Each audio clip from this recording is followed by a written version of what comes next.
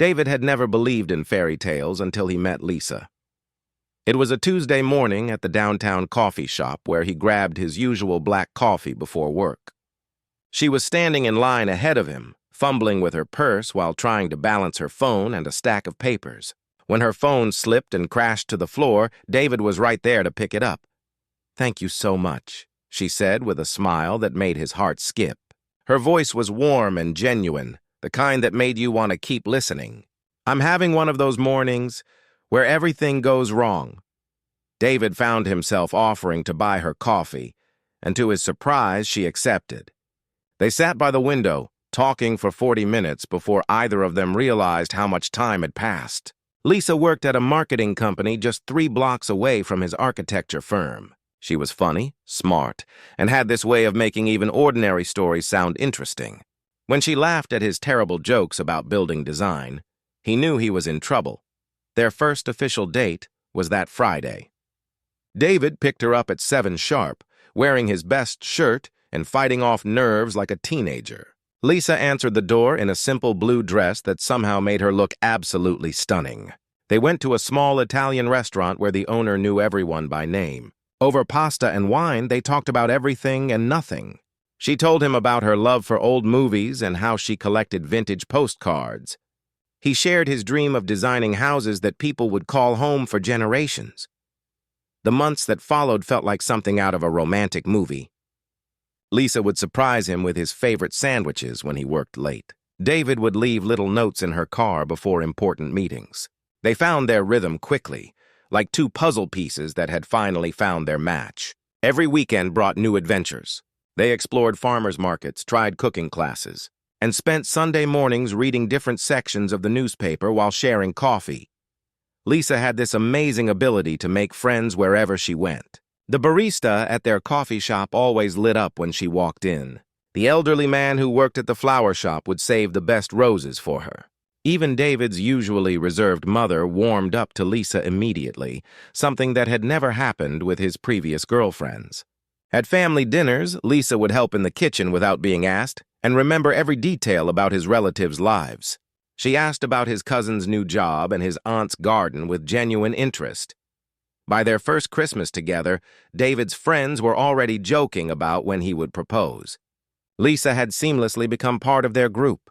She organized game nights at her apartment and remembered everyone's birthdays. When David's best friend went through a difficult breakup, Lisa was the one who brought soup and stayed to listen.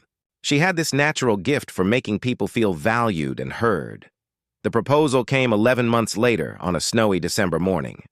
David had been carrying the ring for weeks, waiting for the perfect moment. They were walking through the park near Lisa's apartment, the same route they took every Sunday. The snow was falling gently, creating a magical winter wonderland around them. When they reached the old oak tree where they had shared their first kiss, David got down on one knee. His hands were shaking, but his voice was steady as he asked her to marry him. Lisa's reaction was everything he had hoped for and more. Tears streamed down her face as she said yes, throwing her arms around him so enthusiastically that they both nearly fell over. She kept staring at the ring, a simple but elegant diamond that had belonged to his grandmother. "It's perfect," she whispered over and over. "You're perfect." The engagement period was a whirlwind of happiness and planning. Lisa threw herself into wedding preparations with the same enthusiasm she brought to everything else. She spent weekends visiting venues, her eyes lighting up as she described her vision for their special day. She wanted something elegant but not stuffy, romantic but not over the top. David was happy to let her take the lead on most decisions. She had such good taste, and honestly, he was just excited to marry her. Lisa found the perfect dress at a vintage boutique after months of searching. When she showed him a picture, keeping the actual dress a secret, her excitement was infectious. She had also discovered a small family business that made custom invitations. Every weekend, she would sit at her kitchen table with calligraphy pens, carefully addressing each envelope by hand. She insisted on doing it herself because, as she said, their guests deserved that personal touch. Their families blended together beautifully.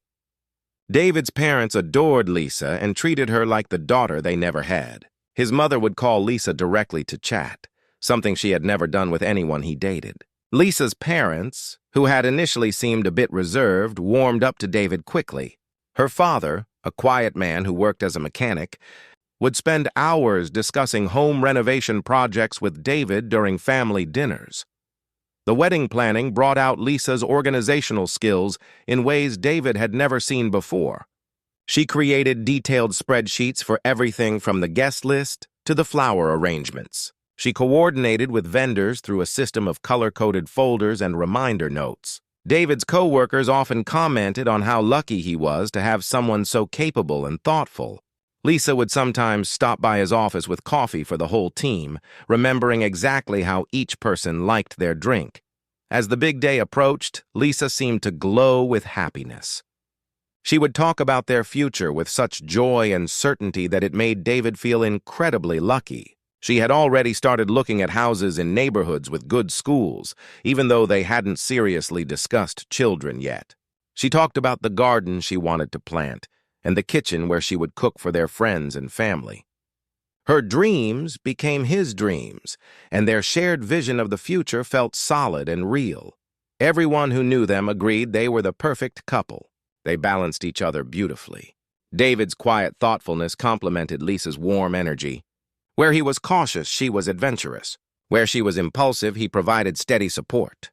Their friends often joked that they gave everyone else relationship goals. At parties, they would naturally gravitate toward each other, sharing inside jokes and gentle touches that spoke of deep affection. The wedding was set for a Saturday in June at a beautiful lakeside venue Lisa had fallen in love with. She had toured dozens of locations before finding this one, and when David saw her face light up as she described the ceremony space overlooking the water, he knew it was the right choice. Everything was falling into place perfectly. The flowers were ordered, the cake was designed, and the musicians were booked. Lisa had even planned special surprises for the reception, though she kept the details secret, wanting everything to be perfect for their guests. 3 weeks before the wedding, Lisa moved some of her things into David's apartment. Seeing her books on his shelves and her coffee mug next to his in the kitchen cabinet made everything feel more real. They were building a life together, combining their separate worlds into something new and beautiful. David would sometimes catch himself just watching her as she moved around their space, still amazed that she had chosen him. In just a few weeks, she would be his wife, and they would start the next chapter of their story together. The first thing David noticed was the phone calls. It started about 6 weeks before the wedding, right around the time Lisa had moved some of her things into his apartment.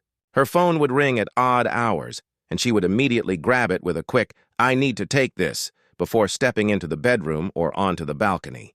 When David asked who was calling so late, she would wave her hand dismissively and say it was just wedding vendors or her maid of honor calling from different time zones. At first, David didn't think much of it. Planning a wedding was stressful, and Lisa had always been particular about details. But the calls kept coming at strange times. During their Sunday morning coffee ritual, her phone would buzz and she would apologize, saying the florist had a question about the centerpieces. During their favorite TV show on Thursday nights, she would excuse herself to discuss menu changes with the caterer. Even during their romantic dinner dates, her phone seemed to demand attention at the worst possible moments. What bothered David wasn't the calls themselves, but the way Lisa acted during them. Her voice would change completely. The warm, bubbly tone he had fallen in love with would disappear, replaced by something more businesslike and clipped. Sometimes he could hear her through the bedroom door, and she sounded almost like a different person. When he mentioned this to her, Lisa laughed it off, saying she had to be professional when dealing with vendors who were charging them thousands of dollars. The second odd thing was how secretive Lisa had become about her past. They had been together for over a year, but David realized he knew surprisingly little about her childhood or family history. Whenever he asked about her teenage years or college experiences, Lisa would give vague answers and quickly change the subject. She would say things like, "Oh, you know how boring small-town life is," or "College was just college, nothing special happened." David had grown up in a family where everyone loved sharing stories. His parents would tell embarrassing tales about his childhood at every family gathering. His cousins would reminisce about their shared adventures during summer vacations. But Lisa never seemed to have these kinds of memories to share. When his mother asked about her high school friends or her favorite childhood vacation, Lisa would give short, generic answers that could have applied to anyone. One evening, David tried to dig a little deeper. They were looking through old photo albums, and he showed Lisa pictures from his high school graduation, his college dorm room, and family camping trips. When he asked to see some of her old photos, Lisa claimed she wasn't sentimental about that stuff and had thrown most of her pictures away during various moves. She said she preferred to focus on the future rather than dwelling on the past. It seemed reasonable enough, but something about the way she said it felt rehearsed. The third strange thing happened during a visit to their wedding venue. David had been looking forward to the final walkthrough, imagining Lisa's excitement as they saw everything coming together. But when they arrived, the wedding coordinator, Mrs. Peterson, seemed confused about some of the arrangements. She kept referring to changes that had been made earlier in the week, changes that David knew nothing about. "I thought we had agreed on round tables for the reception," David said, looking at the layout diagram. Mrs. Peterson looked between them uncertainly. But Lisa was here on Tuesday and specifically requested rectangular tables. "She said you both had discussed it and decided the round ones wouldn't work." David glanced at Lisa, who quickly jumped in. "Oh, I meant to tell you about that. I realized the round tables wouldn't give us enough seating for all our guests. I didn't think it was a big enough change to bother you with." But David remembered their previous conversations clearly. They had specifically chosen round tables because Lisa said they created a more intimate atmosphere. She had even shown him pictures from other weddings to demonstrate why round tables were better.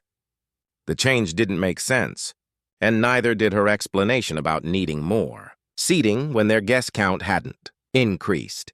Mrs. Peterson also mentioned that Lisa had been asking detailed questions about the venue's cancellation policy and whether deposits could be transferred to different dates.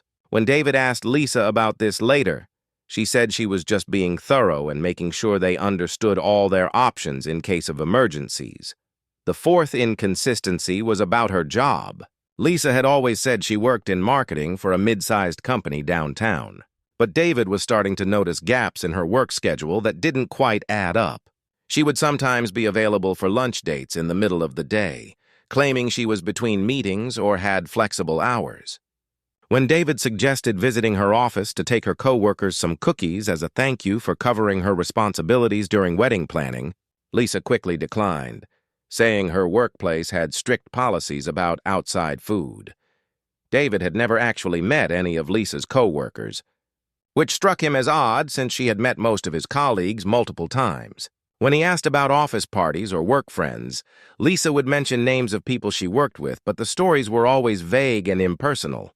She never suggested double dates with couples from her office or talked about work friendships the way most people did. One afternoon, David decided to surprise Lisa with lunch at her office building. He knew the address from mail he had seen, and he thought it would be romantic to show up with her favorite sandwich. But when he arrived at the building and asked the security guard about Lisa's company, the guard seemed confused. He checked his directory twice and said there was no marketing firm by that name in the building. There was a small consulting company on the 4th floor, but nothing that matched what Lisa had described. When David mentioned his failed lunch surprise to Lisa that evening, she seemed flustered for just a moment before explaining that her company had recently moved to a different building, and she had forgotten to update her address with some of her mail forwarding. She promised to give him the new address, but somehow never got around to it. The fifth strange thing was a conversation David accidentally overheard. He had come home early from work one Thursday, hoping to surprise Lisa with tickets to a concert she had mentioned wanting to see. As he quietly opened the apartment door, he could hear her voice coming from the bedroom. She was on the phone, and her tone was different from anything he had ever heard from her. "I need to make sure everything stays on track," she was saying. "We can't afford any mistakes this close to the date. I've worked too hard to let anything go wrong now." David stood in the hallway, unsure whether to interrupt or wait for her to finish. The conversation continued, and Lisa's voice had an edge of anxiety that surprised him. I know it seems risky, but I've planned everything carefully. After Saturday, everything will be different. I just need to keep up appearances until then. When Lisa emerged from the bedroom a few minutes later, she seemed startled to see David. "Oh, you're home early," she said, quickly slipping her phone into her purse. "Who were you talking to?" David asked, trying to keep his tone casual. "Just wedding stuff," Lisa replied, but she wouldn't meet his eyes. "You know how crazy everything gets this close to the big day." David wanted to ask more questions, but something about Lisa's body language warned him off. She seemed defensive and uncomfortable, which was unlike the open, communicative person he had fallen in love with. Instead, he decided to let it go and focus on the positive. After all, wedding planning was stressful for everyone, and maybe he was reading too much into innocent situations. But as the days passed, these small inconsistencies began to pile up in David's mind. Each individual incident could be explained away, but together they formed a pattern that made him increasingly uneasy. The woman he was about to marry seemed to be keeping secrets from him, and he couldn't shake the feeling that something important was being hidden just beneath the surface of their perfect relationship. 3 days before the wedding, David decided he couldn't ignore his doubts any longer. The small inconsistencies had been eating at him for weeks, creating a constant knot of anxiety in his stomach. He loved Lisa deeply, but something was wrong, and he needed to know what it was. Maybe if he could just talk to her openly, she would explain everything and put his fears to rest. That Tuesday evening, David stopped by the flower shop to pick up a small bouquet of Lisa's favorite white roses. He wanted to surprise her with a romantic dinner at her apartment, just the two of them, where they could talk honestly about whatever was bothering her. Maybe the wedding stress was getting to her more than she was letting on. Maybe she was having second thoughts and didn't know how to tell him. Whatever it was, they could work through it together. David used the spare key Lisa had given him months ago, the one with the little heart-shaped keychain she had bought on their weekend trip to the mountains. As he quietly opened the door to her apartment, he could hear her voice coming from the bedroom. She was on the phone again, and something about her tone made him pause in the hallway instead of calling out to announce his arrival. "The timing has to be perfect," Lisa was saying, her voice carrying a cold, calculating edge that David had never heard before. "I've spent months setting this up, and I can't afford to make any mistakes now." David stood frozen in the entryway, the bouquet of roses still in his hand. This wasn't the warm, loving woman he had fallen for. This voice belonged to a stranger. "David is so trusting, it's almost pathetic," Lisa continued, and David felt his heart stop. "He believes everything I tell him without question. I could probably tell him I was a secret agent, and he would find a way to make it sound romantic." The words hit David like physical blows. He wanted to move, to confront her, to demand an explanation, but his feet seemed rooted to the spot. This had to be some kind of misunderstanding. Maybe she was talking about someone else named David. Maybe this was some kind of joke he wasn't getting. "Once we're married on Saturday, everything changes," Lisa's voice continued from the bedroom. "I'll have legal access to his bank accounts, and the house will be jointly owned. His grandmother's inheritance should clear probate within the next 6 months. We're talking about almost $200,000, plus the house is worth at least $300,000. David's legs nearly gave out. His grandmother had passed away 8 months ago, leaving him her house and a substantial sum of money that was still tied up in legal processes. He had told Lisa about the inheritance in confidence, sharing his plans to use the money to start their own architectural firm. She had seemed so supportive, so excited about their future together. Now she was talking about his inheritance like it was her prize money. "This is definitely the biggest score yet," Lisa said, and David could hear her moving around the room. The guy in Nevada was only worth about $50,000, and Tony in Arizona had maybe $75,000 in assets. But David is different. He comes from money, and he's too nice for his own good. David's mind reeled. Nevada? Arizona? Other men? The roses slipped from his numb fingers and fell silently to the carpet. He pressed himself against the wall, afraid that any sound might give him away before he could hear the full truth. "I know it seems risky to use the same approach 3 times, Lisa continued. "But it works. Find a lonely guy with money. Become everything he's ever dreamed of. Get married, and then clean out the accounts before disappearing. The divorce lawyers in Nevada were so easy to work with, and Tony never even saw it coming. David felt sick. The woman he had planned to marry in 3 days had done this before. Not once, but at least twice. Everything about their relationship, every sweet moment, every shared laugh, every whispered "I love you" had been a lie. She was a professional con artist, and he was just her latest victim. The best part about David is how sentimental he is. Lisa's voice carried a cruel laugh that made David's skin crawl. He actually kept that stupid keychain I bought him, and he still has the ticket stubs from our first movie date. He's going to be so devastated when I disappear that he probably won't even press charges. He'll just blame himself for not being good enough. David realized she was talking about him like he was already in the past tense, like their relationship was already over in her mind. The keychain she was mocking was in his pocket right now, attached to the keys he had used to let himself into her apartment. The movie stubs were in a memory box on his dresser, along with photos from their trips and the handwritten note she had left in his car after their first fight. "I've got all his financial information now," Lisa continued. "Bank account numbers, social security number, even his online passwords because he's too trusting to keep them private.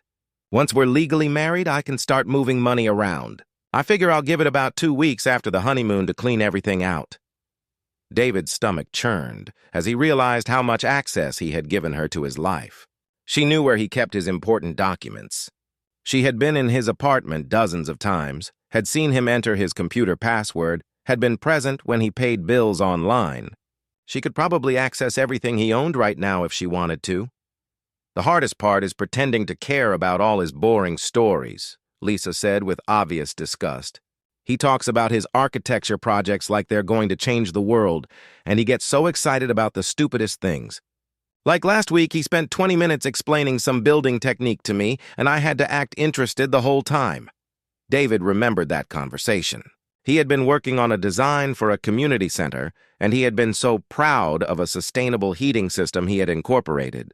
Lisa had seemed fascinated, asking thoughtful questions and praising his creativity. He had felt so lucky to have someone who understood his passion. Now he knew she had been acting the entire time, probably counting down the minutes until she could get away from him.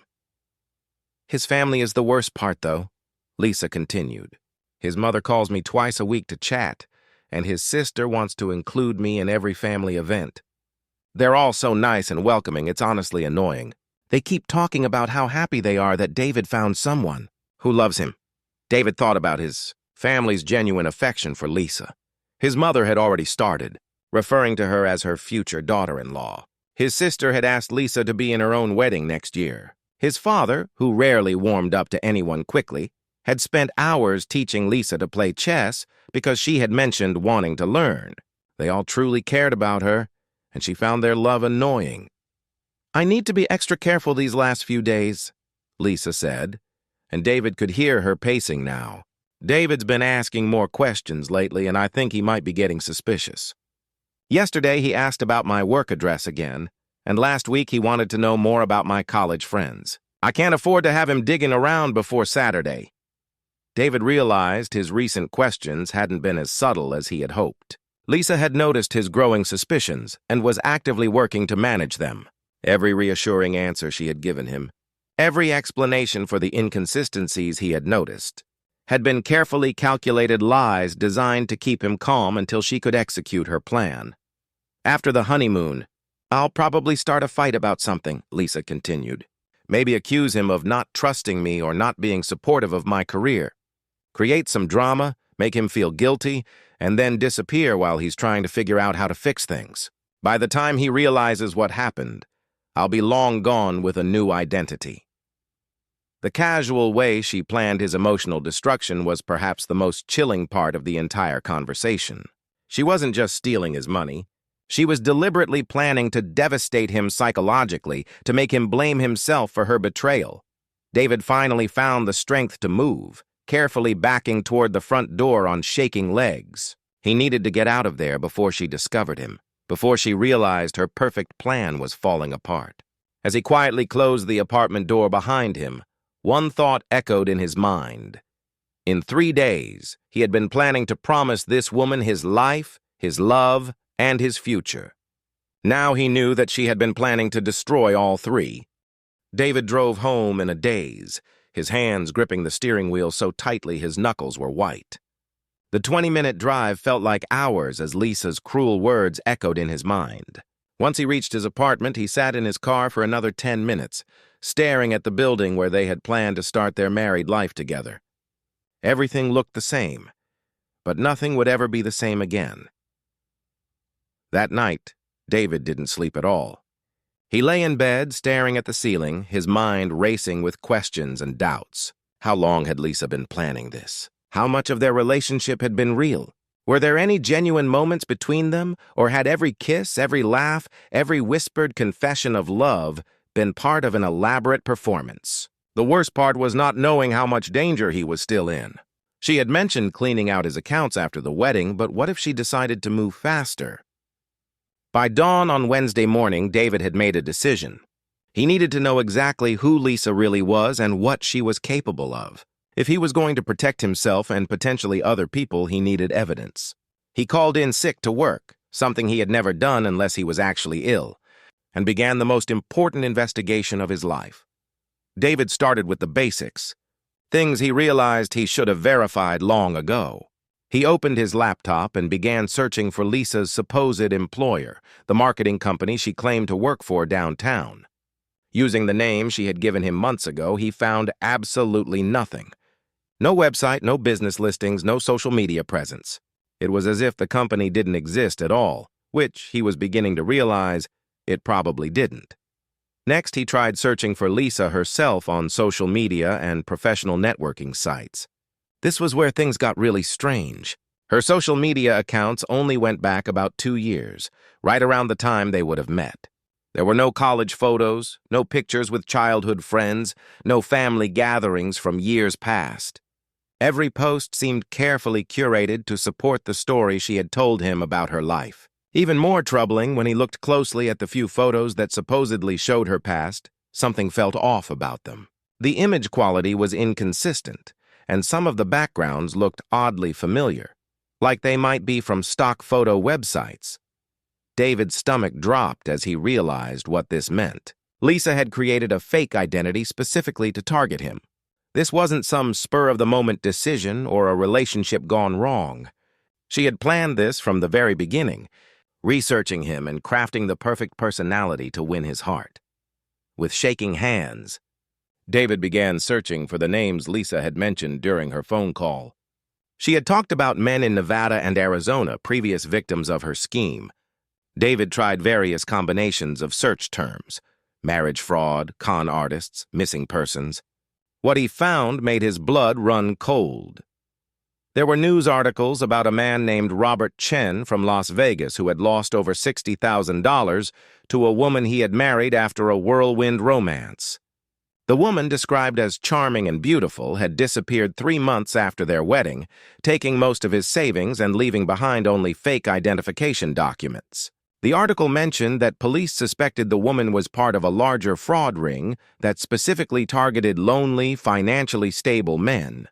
Another article from Phoenix told a similar story. Anthony Rodriguez had met a wonderful woman through friends, fallen in love quickly, and married her within a year. After their honeymoon, she had gradually gained access to his finances and then vanished one day, leaving him with empty bank accounts and a broken heart. The police report mentioned that the woman had used the name Rebecca Torres, but investigators believed it was an alias. David stared at the screen, his worst fears confirmed. Lisa was a professional criminal who had done this before, possibly many times. The men she had mentioned weren't her only victims. They were just the ones she had been discussing in that particular phone call. There could be others, a whole trail of broken hearts and empty bank accounts across the country. But David needed more than news articles. He needed concrete proof of who Lisa really was. He remembered her mentioning something about previous marriages, and since marriages were public records, he might be able to find documentation. Using online databases that he had never needed before, David began searching for marriage certificates involving anyone who looked like Lisa or used names similar to the ones mentioned in the articles. The search took hours, but eventually David found what he was looking for. A marriage certificate from Clark County, Nevada showed that someone matching Lisa's description had married Robert Chen under the name Rebecca Torres. The photo on the marriage license was definitely Lisa, though she was using a different name and had changed her hair color. The marriage had lasted exactly 4 months before Rebecca Torres had filed for divorce, citing irreconcilable differences. David found another marriage certificate from Maricopa County, Arizona. This time, Lisa had used the name Jennifer Walsh to marry Anthony Rodriguez. Again, the marriage had lasted only a few months before ending in divorce. The pattern was becoming clear. Lisa would marry her victims, gain legal access to their assets, clean out their accounts, and then disappear with a new identity. As David dug deeper, he discovered that Lisa's methods were more sophisticated than he had initially realized. She didn't just steal money. She destroyed her victims' credit, took out loans in their names, and sometimes even sold their possessions. Robert Chen had mentioned in a follow-up interview that she had sold his car and several pieces of valuable artwork while he was at work, claiming she was storing them safely during their move to a new apartment. The most chilling discovery came when David found Lisa's real name. Through a series of cross-references between court documents, he traced her identity back to Sandra Walsh from Ohio. Sandra had a criminal record dating back almost 10 years, with arrests for identity theft, credit card fraud, and marriage fraud in at least 5 different states. She had served time in prison twice, but had apparently learned to be more careful about covering her tracks. David printed out every document he could find, creating a file that grew thicker by the hour. Marriage certificates, divorce papers, police reports, court records, and news articles all painted the same picture. Lisa was a dangerous criminal who specialized in romance fraud. She studied her targets carefully, created fake identities that would appeal to them specifically, and then systematically destroyed their lives. But the most disturbing part of David's investigation came when he accessed his own financial accounts. He had given Lisa his computer password months ago, trusting her completely. Now he checked every account, every credit report, every financial record he could access. What he found made his hands shake with rage. Lisa had already started her work. Small amounts of money had been transferred from his savings account to accounts he didn't recognize. Credit cards had been opened in his name, with the bills being sent to a post office box instead of his home address. She had applied for a personal loan using his social security number and employment information. Fortunately, most of these activities had been recent and hadn't gone too far. But David could see exactly how she planned to destroy his financial life after their wedding. The loan applications were particularly crafty. Lisa had applied for them from his computer, using his login credentials, but she had changed his contact information to phone numbers and email addresses that belonged to her. This meant that when the loans were approved, she would be the one receiving the confirmation calls and emails. David would never know the money had been borrowed in his name until it was too late. David also discovered that Lisa had been researching his family's financial situation. His computer's browser history showed searches for his parents' property values, his sister's business, and even his deceased grandmother's estate records. She hadn't just been targeting him. She had been planning to exploit his entire family's wealth and connections. As Wednesday turned into Thursday, David realized he had uncovered something much bigger than a simple romance scam. Lisa, or Sandra, was part of what appeared to be a sophisticated criminal operation. The fake social media profiles, the carefully constructed backstories, the knowledge of how to navigate legal systems in multiple states. This wasn't the work of a single person operating alone. David's phone rang, startling him from his research. It was Lisa, calling to confirm their dinner plans for Thursday night. Her voice was as warm and loving as ever, asking about his day and telling him how excited she was about the weekend. Listening to her speak, knowing what he now knew about her true nature, David felt physically sick. Every word of affection was a lie. Every expression of love was manipulation. "I can't wait to be your wife," Lisa said sweetly. "Just 2 more days, and we'll finally be together forever." David managed to respond appropriately, but his voice sounded hollow to his own ears. As soon as he hung up, he realized he faced an impossible choice. He could confront Lisa directly, but that might put him in physical danger if she felt cornered. He could simply disappear himself, but that would leave her free to target other innocent people. Or he could try to gather enough evidence to have her arrested, but that would mean going through with the wedding ceremony while knowing it was all a lie. Looking at the stack of evidence on his desk, David knew there was only one right choice. He had to stop Lisa before she could hurt anyone else, even if it meant putting himself at risk. But first, he needed a plan that would protect him while ensuring that Sandra Walsh finally faced justice for her crimes. Friday night was the longest night of David's life. He sat in his apartment surrounded by stacks of evidence, trying to figure out the best way to handle the situation. Part of him wanted to call the police immediately, but he knew that without Lisa actually committing a crime in front of them, it would be difficult to prove anything. She was smart enough to deny everything, and by the time the investigation was complete, she would probably disappear with a new identity. David had spent Thursday evening acting normal during dinner with Lisa, pretending everything was fine while she chatted excitedly about their wedding day. She had showed him her perfectly manicured nails and talked about how nervous and happy she was. Watching her perform this loving fiancé act, knowing what he knew about her true nature, had been almost unbearable. Every smile felt like a knife in his chest. By early Friday morning, David had made his decision.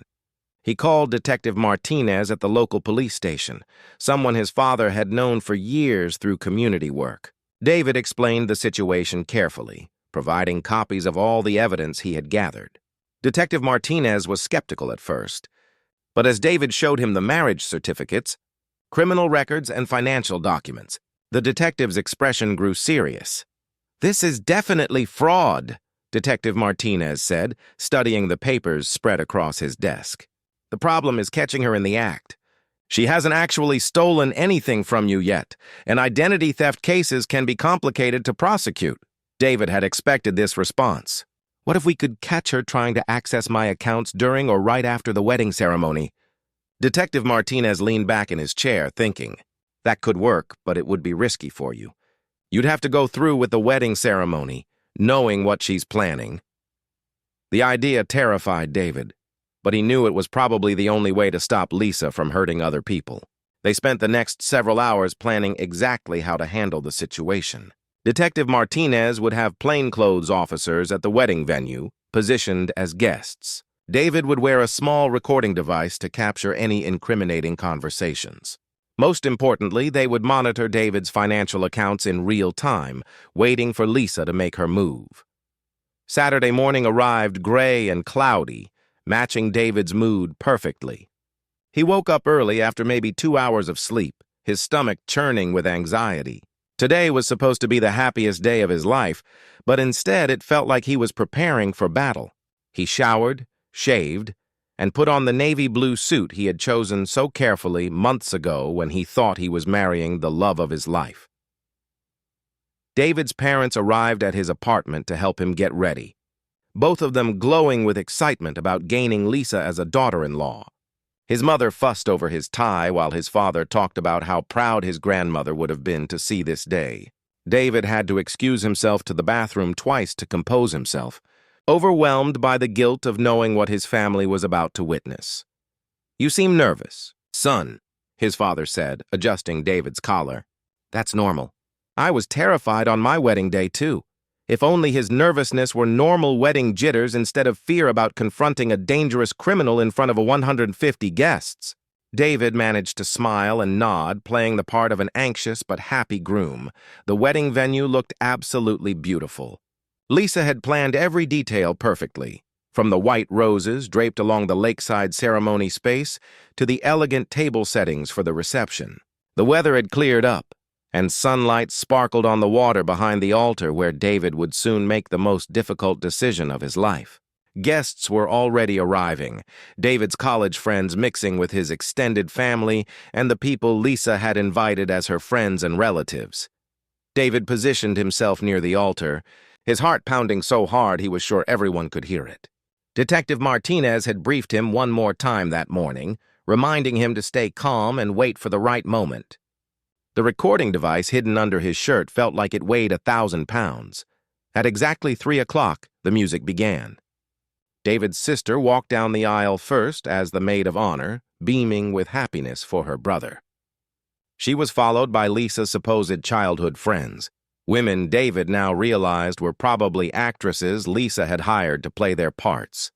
Everything about this wedding was fake except for the love and support of David's family and friends. Then the wedding march began, and Lisa appeared at the back of the aisle. She looked absolutely stunning in her vintage lace dress, her face radiant with what appeared to be pure joy. For just a moment, David's resolve wavered. She looked so beautiful, so perfect, so much like the woman he had fallen in love with that he almost forgot everything he had discovered. Almost. Lisa walked down the aisle slowly, smiling at the guests and occasionally wiping away what appeared to be happy tears. When she reached the altar, she took David's hands in hers, and he could feel her genuine excitement. This confused him more than anything else. Was she actually excited about marrying him, or was she just that good at pretending? "You look so handsome," Lisa whispered to him as the officiant began the ceremony. "I can't believe this day is finally here." The ceremony proceeded normally at first. The officiant, Reverend Thompson from David's childhood church, spoke beautifully about love, commitment, and building a life together. David's mother was crying happy tears in the front row, and even his stoic father looked emotional. Lisa responded to all the traditional vows with apparent sincerity, promising to love, honor, and cherish David for better or worse, richer or poorer. When Reverend Thompson reached the part about speaking now or forever holding peace, David felt his moment arriving. His hands were shaking and his mouth felt dry as cotton. He looked out at the guests, seeing the expectant, happy faces of everyone he loved most in the world. This was going to destroy what should have been one of their most joyful memories.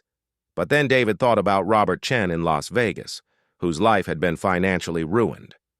He thought about Anthony Rodriguez in Phoenix, who had lost everything he had worked for. He thought about the other victims whose names he didn't even know. People who had trusted someone they loved and paid a terrible price for that trust. "Actually," David said, his voice surprisingly steady, "I need to speak." The venue fell completely silent. Lisa's face went from confusion to panic in about 2 seconds. She grabbed his arm, her nails digging into his skin through his jacket. "David, what are you doing?" she whispered urgently. David gently pulled away from her and turned to face the assembled guests.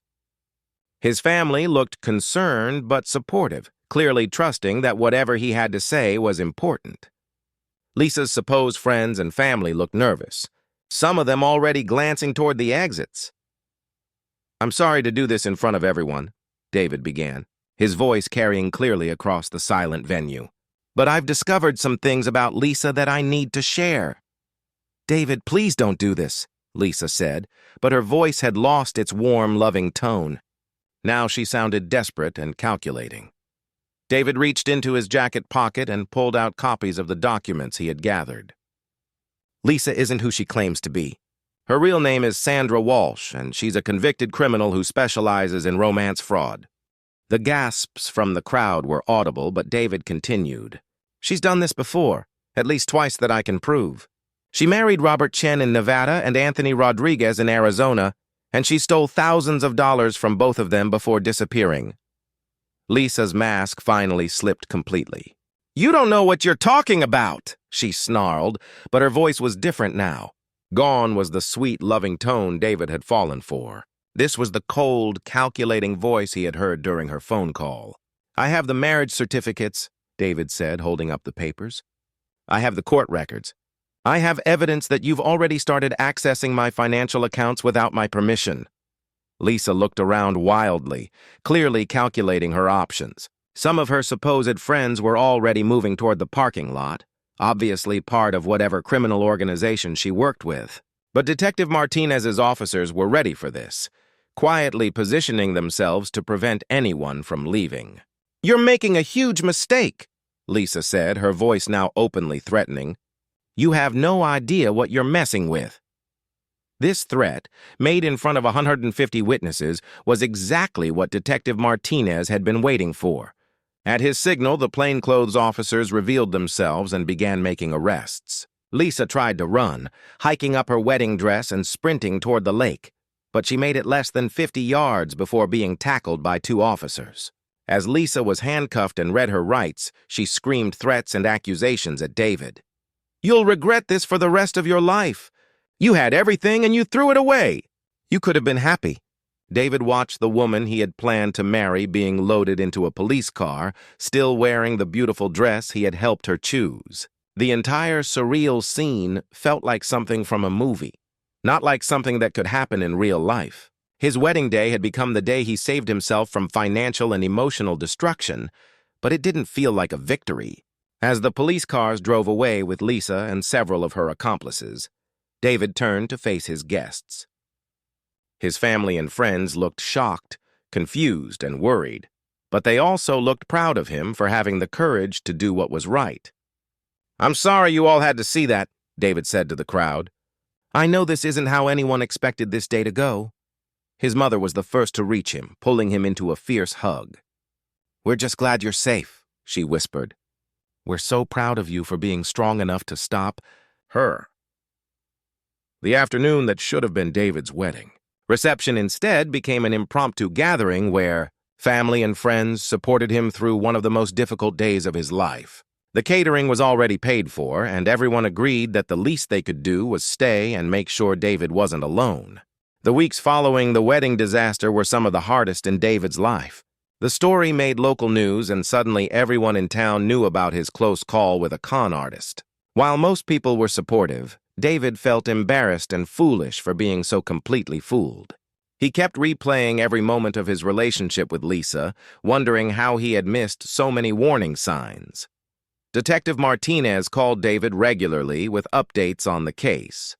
Lisa, whose real name was confirmed to be Sandra Walsh, was being held without bail due to her history of fleeing across state lines.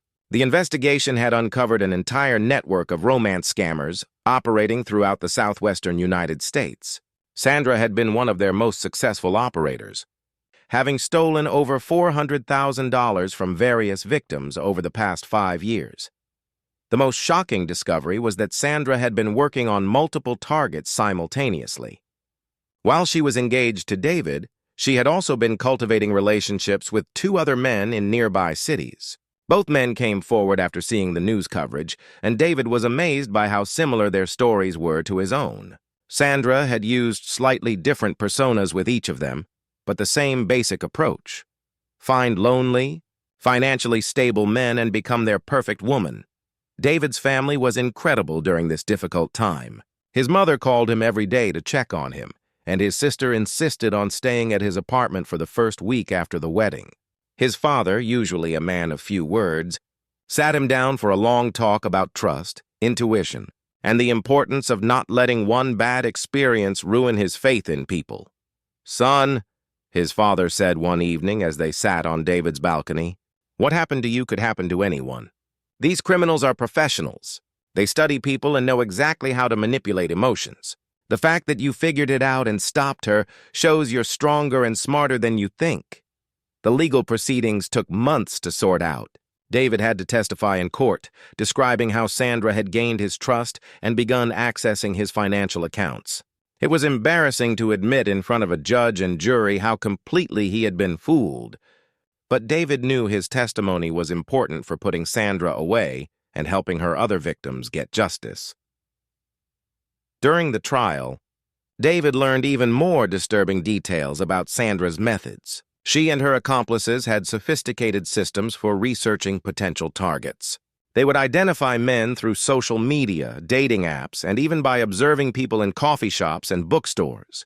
They looked for specific traits: financial stability, recent loss of a loved one, few close relationships, and a trusting nature. Sandra's laptop contained detailed files on dozens of potential victims, including photos, financial information, personal details, and even psychological profiles. David's file was over 50 pages long, documenting everything from his grandmother's death to his favorite restaurants. Sandra had studied him like a scientist studying a lab rat, learning exactly which buttons to push to make him fall in love. The trial also revealed that Sandra had been planning to disappear much sooner than David had realized. She had already rented an apartment in another state under a false name and had been gradually moving money into accounts he couldn't access. If David hadn't discovered her plan, she would have cleaned out his accounts within days of their honeymoon and vanished forever. Sandra was eventually sentenced to 8 years in federal prison for fraud, identity theft, and conspiracy charges. Several of her accomplices also received prison sentences, effectively dismantling their entire operation. David felt satisfied that justice had been served, but it didn't completely heal the emotional damage she had caused. The hardest part of recovery wasn't the financial aspect. Though David had to spend considerable time and money fixing the damage Sandra had done to his credit and accounts. The hardest part was learning to trust his own judgment again. David found himself questioning every interaction with new people, wondering if they had hidden motives or were trying to manipulate him somehow. David started seeing a therapist who specialized in helping victims of fraud and manipulation. Dr. Rebecca Chen, ironically sharing a last name with one of Sandra's previous victims, helped David understand that being trusting wasn't a character flaw. The ability to love and trust others was actually a strength, even though it had made him vulnerable to someone with bad intentions. Sandra targeted you precisely because you're a good person, Dr. Chen explained during one of their sessions. She looked for kindness, generosity, and the ability to love deeply. Those are wonderful qualities that you shouldn't try to change. You just need to learn to balance trust with healthy skepticism. Through therapy, David learned to recognize red flags he had missed before. He practiced asking more questions, verifying information, and trusting his instincts when something felt wrong. Most importantly, he learned that it was okay to take relationships slowly and really get to know someone before making major commitments. About 6 months after the trial ended, David felt ready to start dating again. He approached it very differently this time, being more cautious but not completely closed off to the possibility of love. His first few dates were awkward as he struggled to find the balance between being open and being protective of himself. David's friends and family were incredibly supportive of his efforts to move on. His sister set him up with one of her co-workers, and his college friends invited him to social gatherings where he could meet new people in comfortable, low-pressure situations. His mother, bless her heart, stopped asking when he was going to find someone and instead focused on just spending time with him and making sure he was happy. The real turning point came about a year after the wedding incident. David was at his nephew's school for a parent-teacher conference. His sister had asked him to go since she was traveling for work. As he waited in the hallway for his appointment, he struck up a conversation with a woman who was also waiting to meet with teachers. Her name was Amanda, and she was a 4th-grade teacher at the school. She had a warm smile and an easy laugh, and David found himself genuinely enjoying their conversation. They talked about her students, his work as an architect, and their shared love of old movies. What impressed David most was how natural and unguarded Amanda seemed. She wasn't trying to be anyone other than herself. When David's nephew's teacher came out to meet with him, Amanda said, "It was really nice talking with you. Maybe I'll see you around the school again sometime." There was no pressure, no immediate exchange of numbers, just a genuine expression of having enjoyed their conversation. David found himself thinking about Amanda over the next few days. There had been something refreshing about meeting someone in such an ordinary, unforced way. No dating apps, no setups, no pressure, just 2 people having a nice conversation while waiting for meetings. A week later, David volunteered to pick up his nephew from school, something he had never done before. He hoped to run into Amanda again, and he did. This time, they talked for even longer, walking slowly toward the parking lot while discussing books, travel, and their families. Amanda mentioned that she was reading a biography of Frank Lloyd Wright, and David's eyes lit up as he shared his admiration for the famous architect. "I'd love to show you some of Wright's buildings around the city sometime," David said, surprising himself with his boldness. "If you're interested, that is." Amanda smiled genuinely. "I'd really like that. I've always wanted to learn more about architecture, and it would be nice to hear about it from someone who's passionate about the subject." They exchanged phone numbers, and David felt something he hadn't experienced since before meeting Sandra: genuine excitement about getting to know someone new. But this time, the excitement was tempered with wisdom. He would take things slowly, ask questions, and trust his instincts.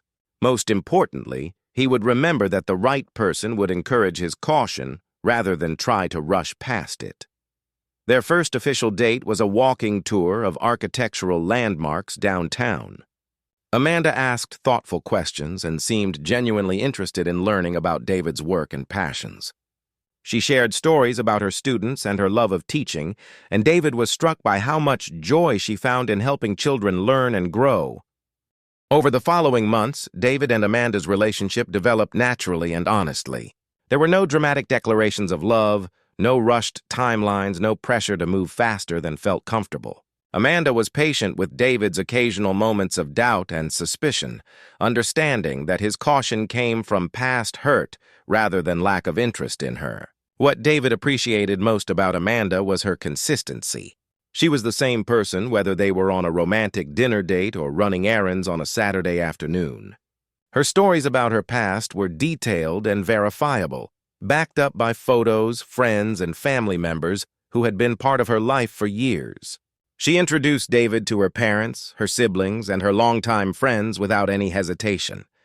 2 years after that first conversation in the school hallway, David proposed to Amanda in the same park where Sandra had once deceived him.